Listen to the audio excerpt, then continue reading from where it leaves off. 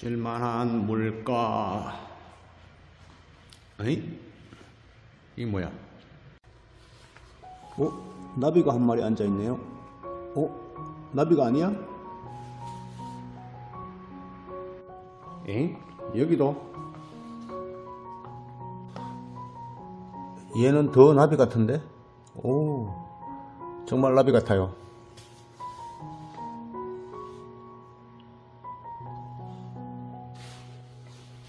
오늘도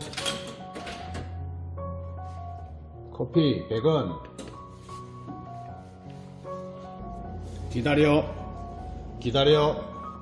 오케이.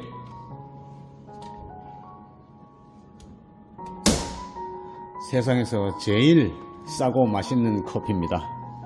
나 중독되는 것 같아.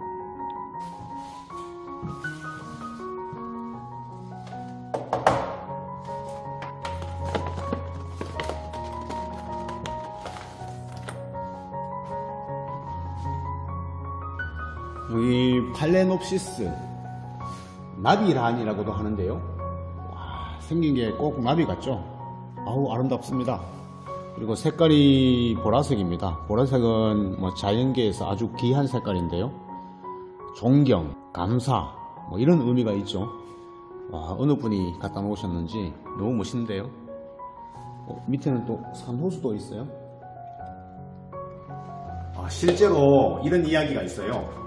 동남아시아 어느 나라인지 모르겠는데 어떤 사람이 비가 오는 날 길을 잃고 헤매다가 동굴을 발견한 거야. 그래서 동굴 쪽으로 들어갔는데 저기 동굴 안에 나비가 있는 거예요. 그래서 여기에 왜 나비가 있지? 하면서 갔는데 그게 나비가 아니고 꽃이었다는 거죠. 그래서 그 꽃의 이름을 나비란 이라고 했다고 합니다. 팔레놉시스라고 하죠. 색깔이 보라색이 많아서 상당히 고귀하고 귀한 물건의 의미가 되었다고 하네요. 자, 오늘은 5월 1일인데요. 제가 이 책을 선물을 받았습니다. 바로 생명의 상. 영어로 하면 이제 QT라고 하는데요. Quiet Time, 경건한 시간이라는 뜻이에요. 저도 선물 받아서 오늘 처음 펼쳐보는데요.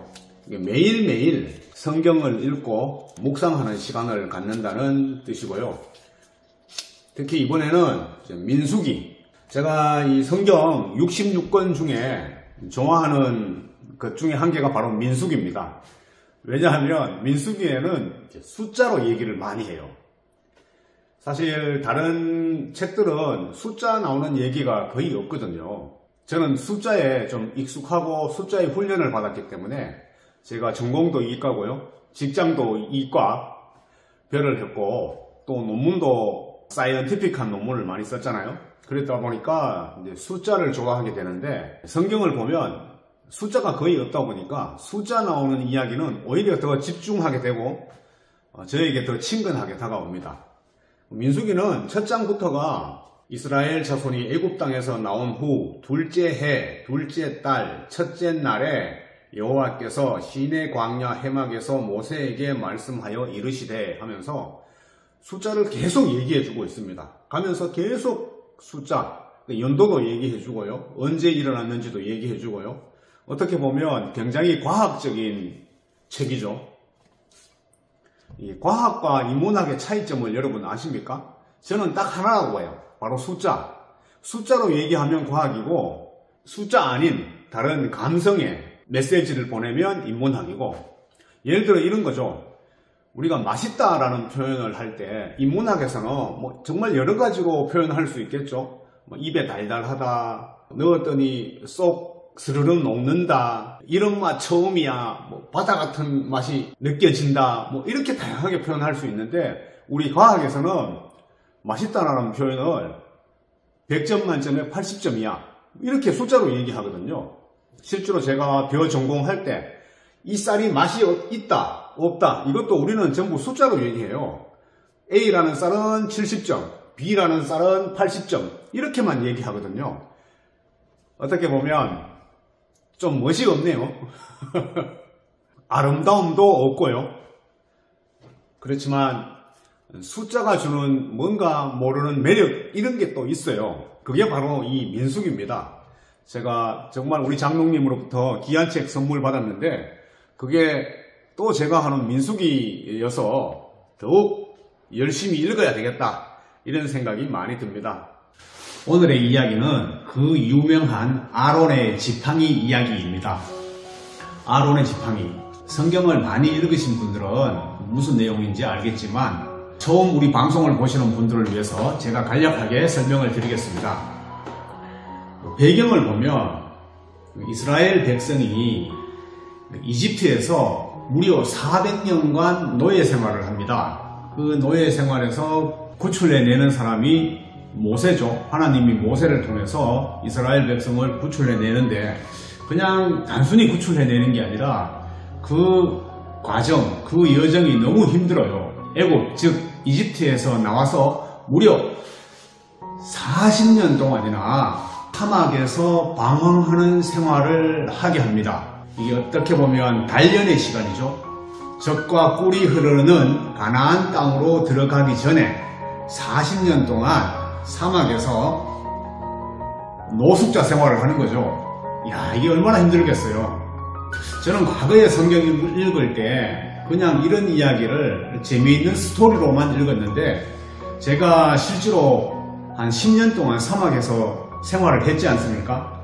그리고 나서 이 성경책을 다시 읽으니까 이게 남의 일 같지 않은 거야.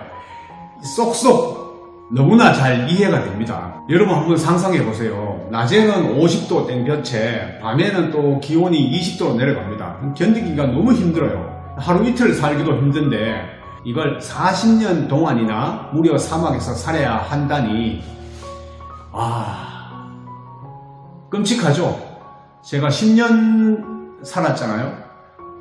그것도 힘들어가지고 지금 한국에 와서 또 체력 보강하고 있는데 40년 동안 사막에서 먹고 자야 된다? 사실 먹을 것도 잘 없고요. 잠자리도 없어요. 그냥 길바닥에서 자는 거죠. 사막 모래밭에서 자는 거죠. 그런 생활을 40년이나 했다는 거는 글쎄요. 저라면 못했을 것 같은데 물론 여기 이스라엘 백성들도 이 사막에서의 생활이 녹록지 않았다. 그래서 그 지도자에 대해서 아마 이렇게 이야기를 했을 겁니다. 이집트에서 비록 노예 생활이지만 그때는 먹을 것도 있고 입을 것도 있고 그런 대로 생활이 됐는데 오히려 모세 네가 우리를 꺼내서 이 사막 땅에 먹을 것도 없고 물도 못 마시고 이런 땡볕에 우리가 어떻게 살란 말이냐. 오히려 옛날 노예 생활을 그리워하는 사람들도 있었을 것이고요. 그러다 보니 지도자에 대한 어떤 반감, 반역 행위가 일어나는 거죠. 실제로 반역 행위가 일어나서 큰 또 고난을 당합니다. 그 이야기가 연속되는데요. 그래서 하나님은 누가 진짜 내 사람인지 내가 직접 세운 지도자인지를 보여주겠다 라면서 12지파의 지팡이를 전부 가지고 오라고 합니다. 당시 이스라엘은 이제 12지파였거든요. 12지파라는 것은 야곱의 아들이 12명이었어요. 이 12명에게 각각 하나님께서 기업으로 땅을 주시겠다 이렇게 약속을 하셨거든요. 이스라엘은 통일된 나라가 없었기 때문에 어떻게 보면 하나의 가족사회, 야곱의 12아들이니까 그 아들 각각이 하나의 작은 공동체를 구성하는 거죠. 마치 춘추전국시대의 제후 같은 느낌? 아니다. 제후는 좀 너무 큰 덩어리인가요?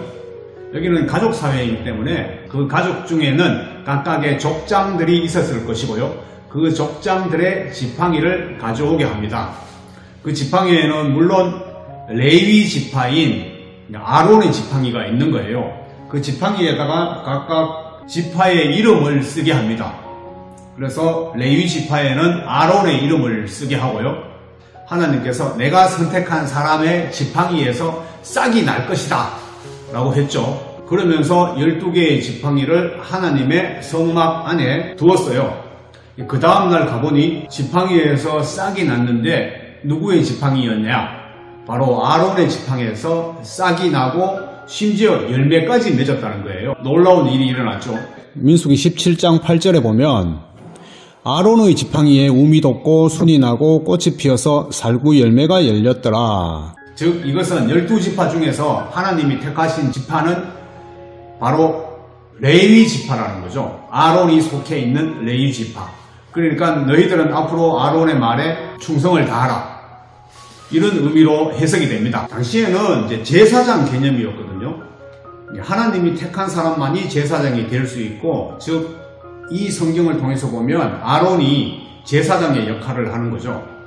지금은 우리 개개인이 하나님과 직접 소통하고 기도하고 대화할 수 있는 은혜가 베풀어졌지만 이 당시만 해도 감히 하나님을 일반 백성들은 만나볼 수가 없었어요.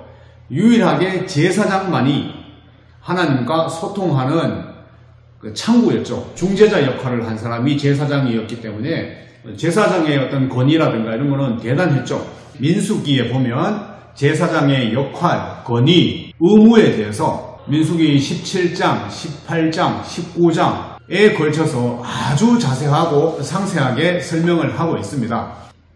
저는 이 이야기를 읽으면서 놀라운 게 사실 오늘날에도 교회에서 보면 서로 간에 뭐 불신, 불만 이런 것들이 많거든요. 그래서 서로 간에 막 찢고 뽑고 싸우고 그래서 파가 나뉘고 갈라지고 하는 경우가 많은데 무려 2500년 전, 지금 민수기가 쓰여진 시기는 약 BC 1500년이니까요. 아니네. 그러면 무려 3500년 전이네요.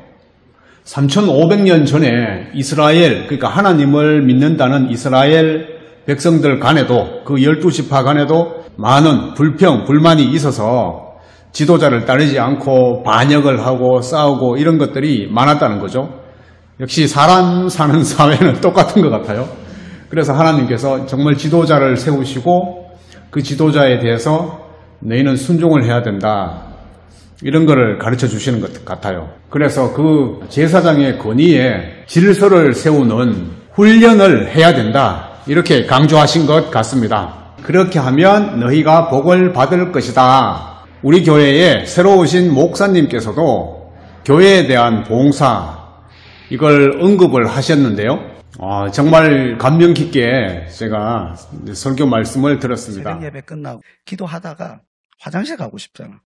화장실 딱 밖에 가가지고 오는데 너무 감사한 겁니다. 왜냐? 건물이 이뻐서. 그 중에서 계단이 이뻐요. 계단에 꽂혀가지고 감사하다. 그러면서 감사하다가 돌아와서 갑자기 교역자분들이 너무 감사한 겁니다.